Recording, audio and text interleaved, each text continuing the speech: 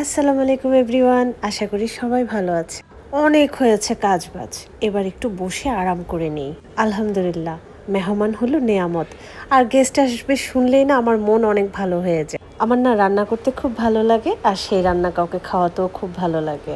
আমার গেস্ট যারা আসবে তারা ঠান্ডা ঠান্ডা কোল্ড ড্রিঙ্কস খুব পছন্দ করে।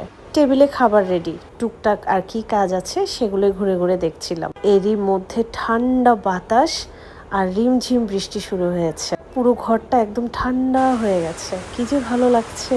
রিমঝিম বৃষ্টি আর ঠান্ডা বাতাসে মনটা একদম ভরে গেল, আর ক্লান্তিও কমে গেল।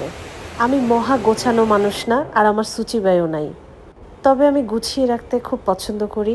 টিপটাপ পরিষ্কার পরিচ্ছন্ন এগুলো আমার খুবই ভালো লাগে। ঘর এলোমেলো থাকলে মনটাও কেমন যেন লাগে, তাই না?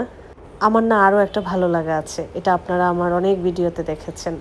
আমি কিন্তু ঘরে প্রচুর আগরবাতি জ্বালাই। আজকের মেনুতে আছে সোনালি চিকেন, ফিশ এগ ললিপপ, কুচ্চা মাছ, ঢেঁড়স ভাজি, একদম সব বাঙালিয়ানা খাবার। আরও করেছি টমেটোর খাট্টা, তারপর করেছি চিংড়ি মাছের ভর্তা, আরও আছে সালাদ। বাসমতি চালের সাদা ভাতের সাথে এই খাবারগুলো একদম জমে যাবে। পোলাও আমার একদমই খাওয়া হয় না, আর ভাত আমি এমনিতেই কম খাই, তবে বাঙালিয়ানা খাবারের সাথে কিন্তু ভাতটা ভালো লাগে। কুচ্চা মাছ বা কুচিয়া মাছ, যে যেই নামেই ডাকেন, আপনারা কারা কারা কুচিয়া মাছ খেয়েছেন আমার এই ভিডিও দেখে অবশ্যই কমেন্টস করবেন। রান্নাটা একটু শেয়ার করি কিভাবে আমি এগ ফিশ দিয়ে ললিপপ বানিয়েছি। যদিও এই প্রসেসে আমার একটু কষ্ট হয়েছে, তারপর এটা কমপ্লিট করার পরে অল্প একটু সরিষার তেলে এটাকে আমি ফ্রাই করে নিয়েছি। খাবারের টেস্ট ছিল খুবই মজা, এটা খেতে আসলে একটু ডিফারেন্ট ছিল।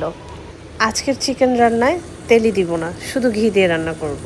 প্রথমে ঘিয়ে মুরগিগুলো খুব ভালো করে ভেজে নিলাম, তারপর হচ্ছে মশলা কষাবো। কেন জানি খুব ইচ্ছে করছিল, যেহেতু সবগুলো একটু বাঙালিয়ানা খাবার, আর চিকেনটাতে যদি ঘি দিয়ে রান্না করি বেশ ভালো লাগবে। বেশ ভালো পরিমাণ ঘি দিয়ে চিকেনটা রান্না করব। ব্যস্ততার কারণে রান্নার প্রতিটা ক্লিপস নেওয়া সম্ভব হয়নি, তাই আলাদা করে রান্নার আর ভিডিও বানাইনি। ছোট ছোট করে যে ক্লিপসগুলো রেখেছি সেটাই শেয়ার করলাম। চিংড়ি মাছের ভর্তাটা বাটনিতে করেছি, এত মজা হয়েছে। খুব সুন্দর একটা সময় পার করলাম, আর সেটা আপনাদের সাথে শেয়ার করলাম। দেখা হবে নেক্সট ভিডিওতে। আল্লাহ হাফেজ।